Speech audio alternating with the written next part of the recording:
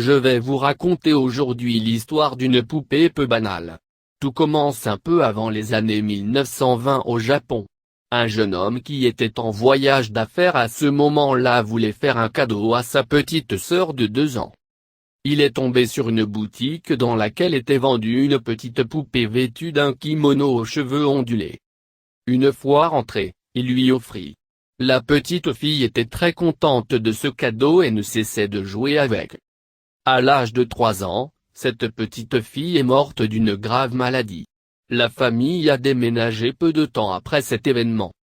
Un moine a récupéré la poupée. Un jour un autre moine lui fait remarquer que sa poupée a l'air d'avoir les cheveux plus longs.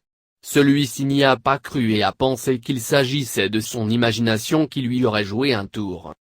Le moine a décidé un peu plus tard, avec l'insistance de son ami, de couper les cheveux de la poupée. Ils ont repoussé dès le lendemain encore plus longs qu'ils n'étaient là avant. Les autres moines aussi ont commencé à être intrigués et tous les jours les cheveux de la poupée ont été coupés. Un jour, les moines ont décidé de faire analyser les cheveux et les résultats les ont bien surpris. Les cheveux étaient humains.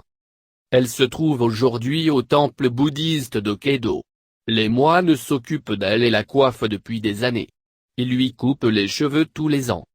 Il paraîtrait que la poupée se mettrait parfois à sourire en ouvrant sa bouche.